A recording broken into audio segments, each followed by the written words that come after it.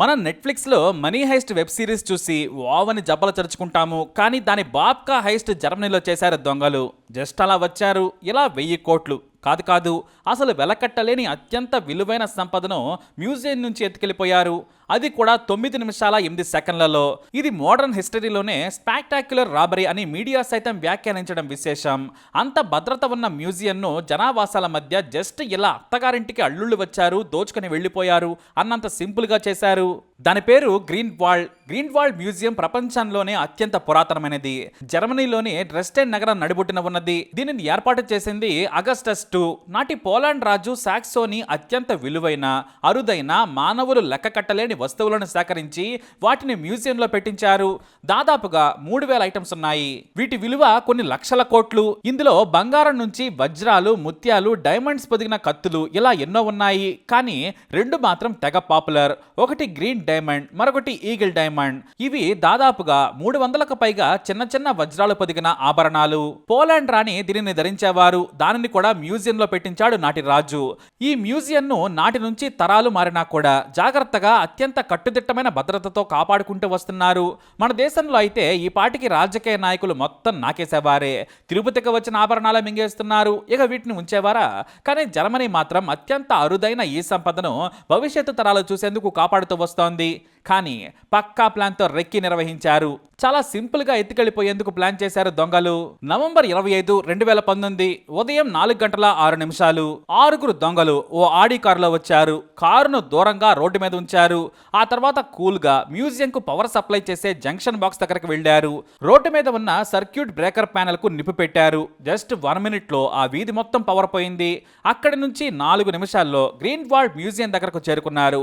భారీ విండోని బ్రేక్ చేశారు. దానికి ఉన్న ఇనుప కిటికీని హైడ్రాలిక్ మిషన్ తో కట్ చేశారు. చిన్న హోల్ ఏర్పడింది. అందులో పట్టే 2 పొట్టి వాళ్లను లోనికి నెట్టారు మిగతా దొంగలు. ముసుగు ధరించి టార్చ్తో పాటు గొడ్డలతో లోనికి వెళ్లి ఫటాఫట్ గ్లాస్ ఫ్రేమ్లను బద్దల కొట్టి దోపిడీ మొదలుపెట్టారు. తమ చేతికి సులభంగా వచ్చిన వాటిని దోచేసుకున్నారు. అయితే వాళ్ళు టార్గెట్ చేసి వచ్చిన వజ్రాలతో పొదిగిన ఆభరణాలు మాత్రం వారికి చేతికి రాలేదు. ఎందుకంటే వాటిని బలంగా స్టిచ్ చేశారు. దీంతో దొరికిన కాడికి దోచేసుకున్నారు. వాటిలో అత్యంత పాపులర్ అయిన గ్రీన్ డైమండ్, ఈగిల్ డైమండ్, అలాగే డైమండ్స్ తో పొదిగిన కత్తులతో పాటు ఇతర ఆభరణాలు కూడా సింపుల్ గా దోచేసుకున్నారు.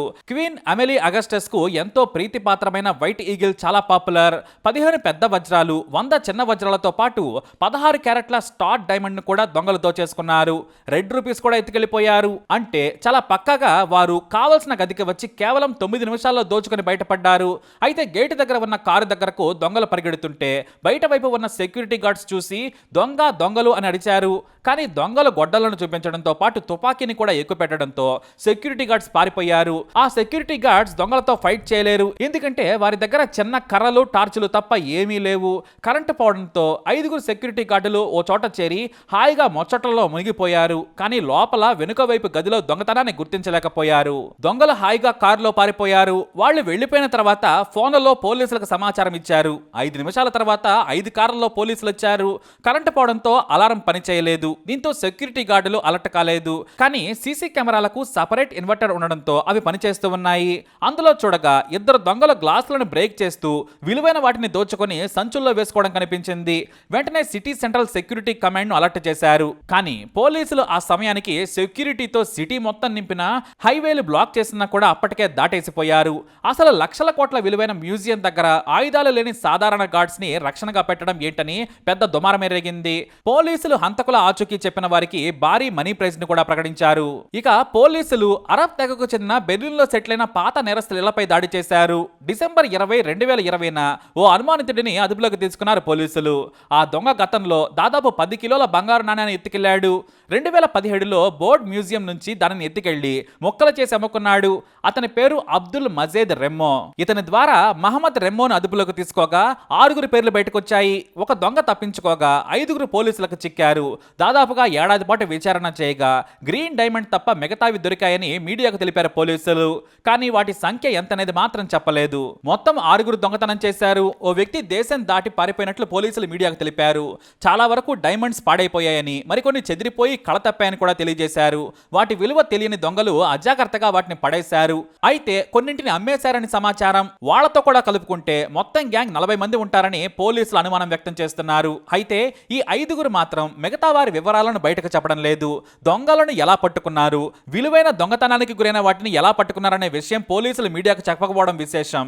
దాదాపుగా 20 డైమండ్స్ ను రికవరీ చేయాల్సి ఉందని పోలీసులు చూచాయిగా మీడియాకు చెప్పారు. దీంతో వీటిపై గందరగోళం నెలకొంది. ఇక ఏడాది పాటు విచారణ జరిపిన న్యాయస్థానం ఈ దొంగలకు కేవలం 6 ఏళ్ల జైలు శిక్ష మాత్రమే విధించింది. ఇలాంటి దోపిడీ శిక్షల్లో శిక్ష 6 ఏళ్లు మాత్రమే పడుతుందని ఈ దొంగలకి బాగా తెలుసు. అందుకే మిగతా దొంగలు దోచుకున్న వాటి వివరాలు చెప్పడం లేదనే కమెంట్స్ వినిపించాయి.